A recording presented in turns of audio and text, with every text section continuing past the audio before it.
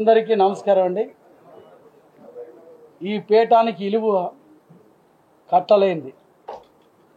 అటువంటి బాధ్యతలు మా నాయకులు నారా చంద్రబాబు నాయుడు గారు కానీ, పవన్ కళ్యాణ్ గారు కానీ, లోకేష్ గారు కానీ, నాతో ఉన్న కార్పొరేట్స్ కానీ, మా ఎమ్మెల్యేలు కానీ, ఎంపీలు కానీ ఒక ముఖ్యమైన బాధ్యత అప్పచెప్పారు. నేను ఒక పదవి అనుకోను. ఈ బాధ్యతకి అందరికీ మంచిగా పేద ప్రజలకు అందుబాటులో ప్రజానాయకుడిగా గుర్తించుకోవాలని మా తండ్రి దగ్గర నుంచి తెలుగుదేశం పార్టీ పదవున్నా పదవి లేకపోయినా పోరాటానికైనా దేనికైనా సిద్ధమైన తక్కువ టైంలో పదవి వచ్చినా ఆ పదవికి ఇలువ నిలబెట్టే బాధ్యత ఆ భగవంతుడు నాకు ఇవ్వాలని నేను కోరుకుంటున్నాను. ఎందుకంటున్నానంటే ప్రధాన విశాఖపట్నంలో విలువలతో కాపాడే ప్రజలు ఉన్నారు. ఆ విలువలు నిలబెడితే ప్రజలు ఈవేళ బ్రహ్మరథం పెట్టింది విశాఖపట్నానికి తెలుగుదేశం పార్టీకి. రేపు మరలా విలువలు నిలబెట్టి నేను కూడా పనిచేస్తే రేపు విశాఖపట్నం కార్పొరేషన్లో టోటల్ కార్పొరేట్లన్నీ గెలిపించుకునే బాధ్యత నాలో కూడా మా నాయకులు సలహాల మేరకు నడిపించి రేపు గెలిస్తే నాకు అదే కృతజ్ఞత.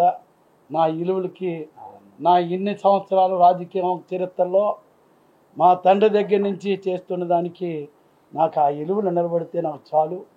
అంతకంటే నాకేం అక్కర్లేదు. సేవలు అంటారా, అధికారులు ఉన్నారు. ఎక్కడా లేని ఆదాయం వచ్చిన కార్పొరేషన్ విశాఖపట్నం. కొన్ని తప్పులు ఉన్నాయి, రివ్యూలు చేస్తూ తప్పులన్నీ సరిదిద్ది ఆ రోజు ఏదైతే నారా చంద్రబాబు నాయుడు గారు 4 సంవత్సరాల ముందే పీలా మహాలక్ష్మి కొడుకు పీలా శ్రీనివాసరావు మేయర్ అభ్యర్థిగానే ప్రకటించడం ఆ రోజే నాకు గర్వకారణం. ఈరోజు ఈ పదవి రావడం కూడా అంతా గర్వకారణం. అంటే ఏ టైం అయినా ఆ రోజు ఏ మంచి ముహూర్తాన్ని చంద్రబాబు నాయుడు గారు నన్ను మీరు అన్నారో ఆ రోజు ఏదైతే ప్రజలకి అందుబాటులో పాలన ఇస్తానన్నామో, ప్రతి ఒక్కరికి నీరు సప్లై ఎవరికైనా లేకపోయినా ప్రతి ఒక్కరికి ఇంటింటికి ట్యాప్ ఇస్తామన్నామో, ఇటువంటి పథకాలు కూడా మా ప్రభుత్వంతో డిస్కస్ చేసి మా మంత్రులతో డిస్కస్ చేసి మంచి పాలన ఇవ్వనందుకు నాకున్న టైంలో నారా చంద్రబాబు నాయుడు గారు కష్టపడే దాంట్లో 70% అయినా కష్టపడి నా పదవికి నేను న్యాయం చేస్తానని మీ ద్వారాగా తెలియజేస్తున్నాను.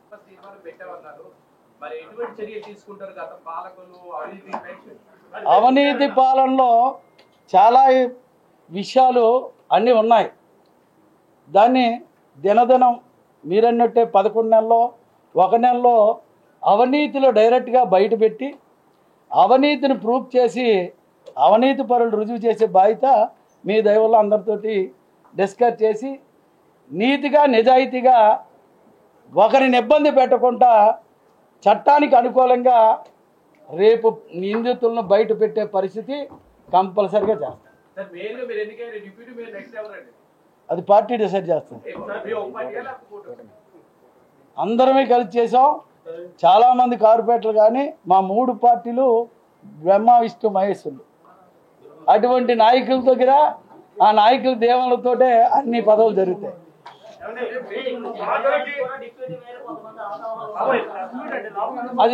అది నేను డిసైడ్ చేసింది కాదు, హైకమాండ్ ఉంది, హైకమాండ్ డిసైడ్.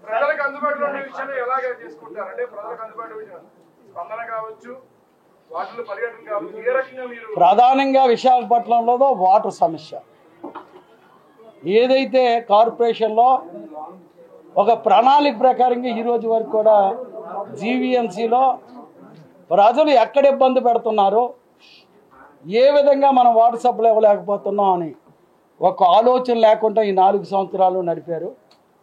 దాన్ని తొందరగా రివ్యూ చేసి ఏదైతే ప్రజలకి వర్షాకాలాన్ని వాటర్ ఇవ్వడం కాదు, ఎండాకాలాన్ని కూడా వాటర్ సప్లై పూర్తిగా ఇచ్చే బాధ్యత ఉంది. ఎన్ని రోజులు కౌన్సిల్లో గొడవ చేసినా లైట్లు వెలగకపోతే మొత్తం ఏదైతే వైఎస్ఆర్ పాలనలో మమ్మల్ని నోరు మూసే పరిస్థితి తెచ్చారో వాళ్ళందరినీ బాధ్యతతో లైట్లు ప్రతి ఈది లైట్ కూడా గ్రామ బేస్గా, ఎందుకంటే నేను గ్రామ ప్రాంతం నుంచి వచ్చాను. సిటీలో బీచ్ రోడ్లో లైట్లు అడగడం కాదు, ప్రతి పల్లెటూరులో లైట్ వెలిగినట్టు నాకున్న అవకాశంలో బాధ్యత తీసుకుంటాం. గత చంద్రబాబు నాయుడు గారి టైంలో టోటల్గా ఒక నెట్వర్క్ నడిచేది. వార్డు వేజ్లో ఒక సుమారు 200 లైట్లు ఉంటే ఆ ఫోన్ నెంబర్తో సెల్లో కొడితే అక్కడ వచ్చేది. ఆ సిస్టాన్ని కూడా మూసింది ఈ వైఎస్ఆర్ ప్రభుత్వం. దాన్ని మళ్ళీ రీషెడ్యూల్ చేసి ఏదైతే కాంట్రాక్ట్లు ఇచ్చామో వాళ్ళ బాధ్యత వాళ్ళు నిర్వహించకపోతే నిర్వహించి పెట్టి బాధ్యత కూడా తీసుకుంటాం. రెండో విషయం పారిశుభ్రం. దాంట్లో అవినీతులు ఎక్కువ మంది ఉన్నారు. నిజమైన పేదవాడు పనిచేస్తే వాడికి ఉద్యోగం ఇవ్వలేని పరిస్థితి ఉంది.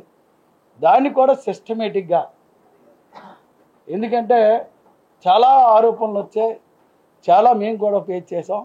ఆ తప్పులు జరగకుండా విశాఖపట్నాన్ని మంచి పారిశుభ్రం దీంట్లో కూడా పరిశుభ్రంగా ఉంచే బాధ్యత అందరి కార్పొరేటర్స్తో నేను కూడా బాధ్యతగా తీసుకుంటాను. నాకున్న అవకాశాన్ని నేను కంపల్సరీగా ప్రతిరోజు కూడా ఏ టైం నిర్ణయించుకున్నా ఆ టైంని ప్రజల ముందుకు వెళ్ళి ప్రజా సమస్యల్లో పోరాడినందుకే కానీ నేను గవర్నెన్స్ కుర్చీలో కూర్చోనందుకు కాదు, దాన్ని కంపల్సరీగా నిర్వహిస్తానని మీ అందరికీ నమస్కారం.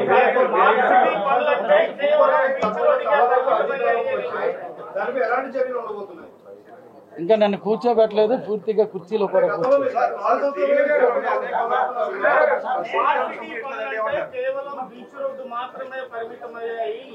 అన్నా G20లో అవినీతి జరిగిందని నేనే బయటికి లేపాను.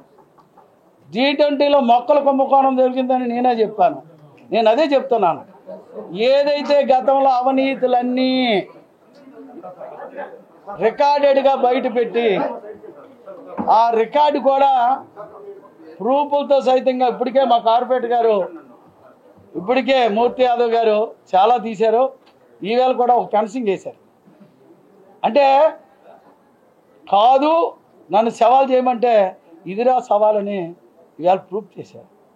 రేపు రాబోయే రోజులన్నీ ఎవరిదే పేదవాడిది ఆక్యుపేకి మాత్రం మేము కాదు, ఏదైతే అవినీతి ఉందో అవినీతిని కాపాడినందుకు మాత్రం ఇక్కడ సేవిస్తాం. ఏంటండి సీసీ కెమెరా ఎక్కడండి? అంటే ఎక్కడ అంటే దేనికి సీసీ కెమెరా అంటే అడుగుతప్పుడు కూడా సబ్జెక్ట్ ఇవ్వండి సార్. నేను సీసీ కెమెరాలన్నీ పోలీస్ డిపార్ట్మెంటు పోలీసు వారు చూసుకుంటారు. మీరు అడిగిన సమాధానం కూడా కరెక్ట్గా ఉండాలి.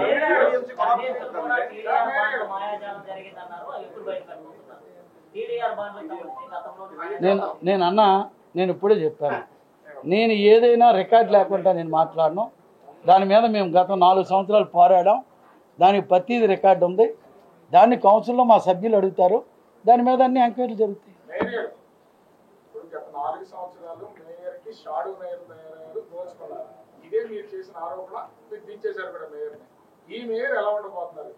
చంద్రబాబు నాయుడు ఎలా పనిచేశాడో నేను అలాగే పనిచేస్తాను. అలా కాదు, దొంగలు తోడుంటారు. నాకు నేను దొంగను కాదు, మంచోడిని, నాకు ఎవరో తోడక్కర్లేదు.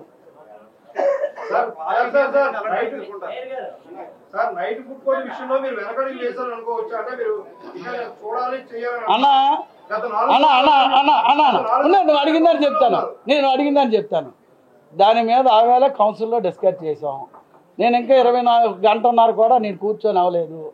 అప్పుడే ఫుడ్ కోర్టుల గురించి అడిగితే ఫుడ్ కోర్టులు ఏది అవుతాయని చెప్తాం.